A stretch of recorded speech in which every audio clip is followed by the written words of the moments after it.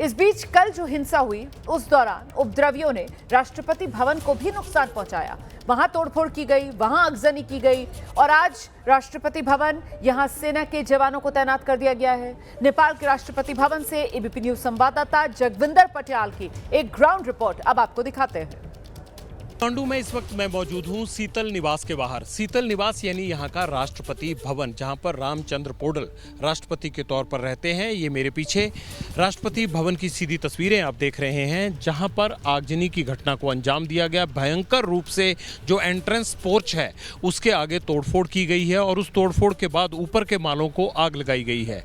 आंदोलन की आग यहां तक भी पहुंची थी। युवाओं ने 24 घंटे पहले यहाँ भी हमला बोला और हमला होने के बाद ऊपर तक राष्ट्रपति भवन में तोड़फोड़ करने के लिए पहुँच गए और उन युवाओं ने जो गुस्सा था सरकार के प्रति वो राष्ट्रपति भवन पर भी निकला है। आप ऊपर जो टॉप माला देख रहे हैं वहाँ पर छत के लिए जो ऊपर से फसाड लगाया गया था वो सारा तहस नहस होकर नीचे गिर गया है। आगजनी की लपटें जिस तरह से बाहर निकली वो सारी दीवारों पर इस ऐतिहासिक राष्ट्रपति भवन पर अब भी अपनी बुरी यादों के निशान के तौर पर काबिज है।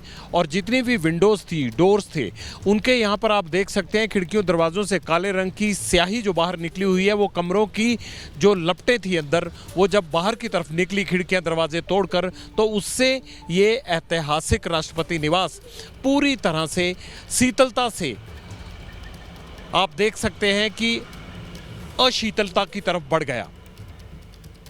और ये काली स्याह दीवारें इस बात का संकेत हैं कि राष्ट्रपति भवन में यहां के आवाम को यकीन नहीं रहा।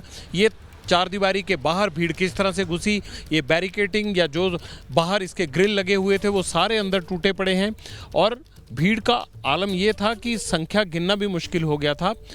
हजारों की संख्या में लोग थे, अंदर प्रांगण में घुसे। प्रांगण में घुसने के बाद जो है वो इस राष्ट्रपति भवन को, जो कि एक ऐतिहासिक धरोहर माना जाता था नेपाल की, उसको नुकसान पहुंचाया गया है। लेकिन जब जनता कायदे कानून को अपने हाथ में ले लेती है, जब सरकार, सेना और प्रशासन का कोई डर खतरा बाकी नहीं रहता, तो उसके बाद इसी तरह के हालात बनते हैं। तो जनता जब सड़कों पर थी तो उसके बाद ये शीतल निवास भी आग की भेंट चढ़ गया। और मेरा ख्याल आज तक जो नेपाल के इतिहास में, या ये कह सकते हैं कि सियासी इतिहास में जो कुछ नहीं हुआ था वो यहाँ पर 24 घंटे पहले घटा। लेकिन अच्छी बात यह है कि अब आर्मी ने इसी तरह से तमाम जो बड़ी बिल्डिंग्स हैं, ऑफिस हैं, या फिर जितने भी महत्वपूर्ण लोग हैं उनको अपने सुरक्षा घेरे में लिया है। कर्फ्यू को इम्प्लीमेंट करवाया जा रहा है और किसी भी अनहोनी को रोकने के लिए सड़कों पर उस तरह से हुड़दंग के लिए लोगों को निकलने नहीं दिया जा रहा। सही मायने में कर्फ्यू को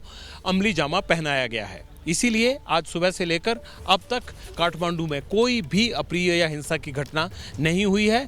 और शहर में जितनी आगजनी हुई उससे जितना नुकसान हुआ उसे सड़कों से हटाने के लिए भी, चाहे वो एनजीओज हों या बचे हुए सरकारी अमले, वो एक्टिव हो चुके हैं।